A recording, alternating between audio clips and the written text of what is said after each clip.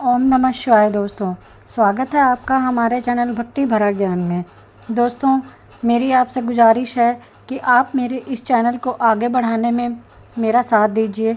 इसको ज़्यादा से ज़्यादा अपने दोस्तों रिश्तेदारों के साथ शेयर कीजिए। उनसे कहिए कि वो मेरे चैनल को सब्सक्राइब कीजिए, शेयर करें और हमारा मनोबल बढ़ाएं। आइए आज हम इसमें सुनेंगे श्रावण मास महात्म्य का 9वां अध्याय, जिसमें आज हम बात करेंगे शुक्रवार के व्रत जीवंतिका व्रत की कथा।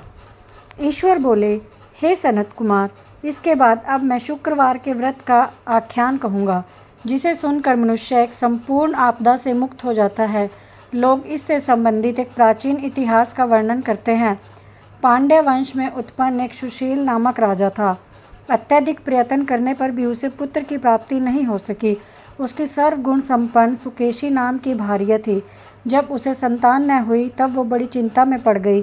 तब स्त्री स्वभाव के कारण अति साहसयुक्त मन वाली उसने मासिक धर्म के समय प्रत्येक महीने में वस्त्र के टुकड़ों को अपने उदर पर बांधकर उदर को बड़ा बना लिया और अपनी प्रसूति का अनुकरण करने वाली किसी अन्य गर्भिणी स्त्री को ढूंढने लगी। भावी देवयोग से उसके पुरोहित की पत्नी गर्भिणी थी। तब कपट करने वाली राजा की पत्नी ने किसी प्रसव कराने वाली को इस कार्य में लगा लिया और उसे एकांत में बहुत धन देकर रानी चली गई। इसके बाद रानी को गर्भिणी जानकर राजा ने उसका पुंसवन और अन्वलोभन संस्कार किया। 8वां महीना होने पर सीमांतोन्नयन संस्कार के समय राजा बहुत खुश हुए।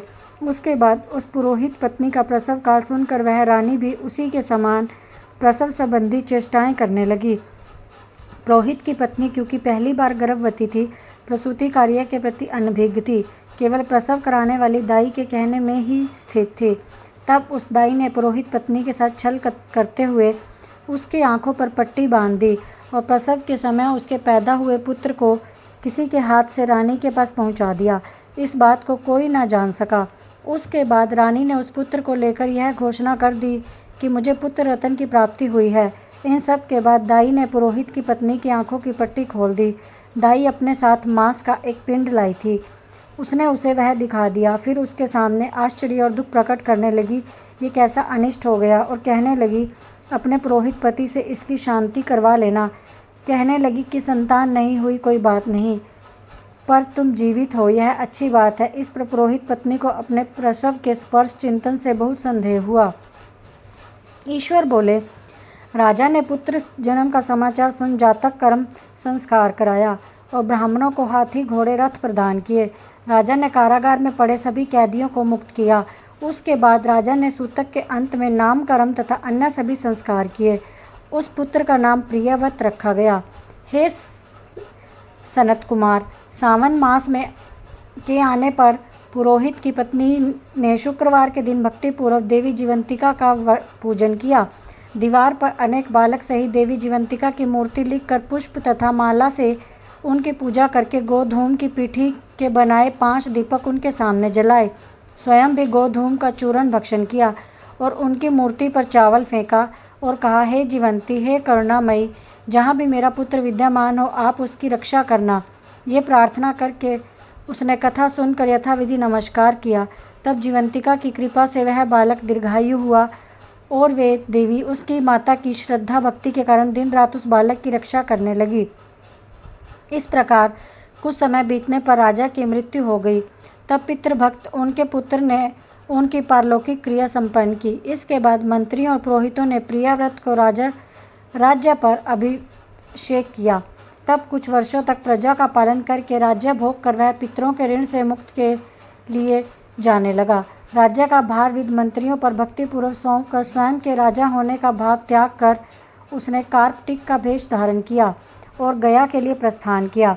मार्ग में किसी नगर के गृहस्थ के घर में उसने निवास किया। उस समय उस गृहस्थ की पत्नी को प्रसव हुआ। इससे पहले षष्ठी देवी ने उसके 5 पुत्रों को उत्पन्न करके 5वें दिन मार दिया। यह राजा भी उस समय 5वें दिन ही वहाँ गया हुआ था। रात में राजा के सो जाने पर उस बच्चे को ले जाने के लिए षष्ठी देवी आई। जीवंतिका देवी ने उस षष्ठी देवी को यह कहकर रोका कि राजा को लांग कर मत जाओ। तब जीवंतिका के रोकने पर वह षष्ठी जैसे आई वैसे ही चली गई। इस प्रकार गृह स्वामी ने उस बालक को 5वें दिन जीवित रूप में पाया। ये लोग इतने प्रभाव वाले हैं, यह देखकर उस गृहस्थ ने राजा से कहा, आप निवास आज के दिन मेरे घर पर ही करें। हे प्रभु, आपकी कृपा से मेरा छठा पुत्र जीवित रह गया। इस प्रकार प्रार्थना करने पर राजा ने कहा, मुझे तो गया जाना है। तब राजा गया के लिए प्रस्थान कर गए। वहाँ पिंडदान करते समय विष्णुपद पेटी पर एक घटना हुई। उस पिंड को ग्रहण करने के लिए 2 हाथ निकल कर आए। तब महान विस्मययुक्त राजा संशय में पड़ गए और पुनः पिंडदान कराने वाले ब्राह्मण के कहने पर उन्होंने विष्णुपद पर पिंड रख दिया। इसके बाद किसी ज्ञानी ब्राह्मण से इस विषय में पूछा गया तो उन्होंने कहा, ये दोनों हाथ आपके पितर के थे। इसमें संदेह हो तो घर जाकर अपनी माता से पूछ लीजिए, वो बता देगी। राजा चिंतित और दुखी हुए, मन में अनेक बातें सोचने विचारने लगे। वे यात्रा करके पुनः वहाँ गए जहाँ वह बालक जीवित हुआ था। उसी समय उस स्त्री को पुत्र उत्पन्न हुआ था। वह उसका 5वां दिन था। जो दूसरा पुत्र उत्पन्न हुआ था उसे रात में लेने फिर षष्ठी देवी आई। तब जीवंतिका के दोबारा रोकने पर उस षष्ठी देवी ने कहा, उसका ये कैसा कृत्य है, अथवा क्या इसकी माता तुम्हारा व्रत करती है जो तुम रात दिन इसकी रक्षा करती हो। तब षष्ठी का यह वचन सुनकर जीवंती ने धीरे से मुस्कुराकर इसका कारण बताया। उस समय राजा सोने का बहाना बनाकर वास्तविकता जानने के लिए जाग रहा था। अतः उन्होंने जीवंती और षष्ठी दोनों की बातें सुनी। जीवंती ने कहा, हे षष्ठी, श्रावण मास में शुक्रवार को इसकी माता मेरे पूजन में रहती है और व्रत के संपूर्ण नियमों का पालन करती है। वह सब मैं तुम्हें बताती हूँ। वो हरे रंग का वस्त्र कंचुकी नहीं पहनती, हाथ में उस रंग की चूड़ी भी नहीं धारण करती, चावल के धोने के जल को नहीं लांघती, हरे पत्तों के मंडप के नीचे नहीं जाती, हरे वर्ण का होने के कारण करेले का शाक नहीं खाती। यह सब वह मेरी प्रसन्नता के लिए करती है, तो मैं उसके पुत्र को किसी को मारने नहीं दूंगी। यह सब सुनकर राजा प्रियव्रत अपने नगर गए। उनके देश के सभी नागरिक स्वागत करने के लिए आए तो राजा ने अपनी माता से पूछा, हे माता, क्या तुम जीवंतिका देवी का व्रत करती हो? उसने कहा, मैं तो इस व्रत को जानती भी नहीं। उसके बाद राजा गया यात्रा का समुचित फल प्राप्त करने के लिए ब्राह्मणों तथा सुवासिनी स्त्रियों को भोजन कराने की इच्छा से निमंत्रित किया।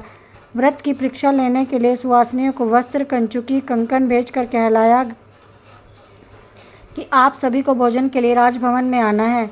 तब पुरोहित की पत्नी ने दूत से कहा, मैं हरे रंग की कोई भी वस्तु कभी ग्रहण नहीं करती। राजा के पास आकर दूत ने उसके द्वारा कही बात राजा को बता दी।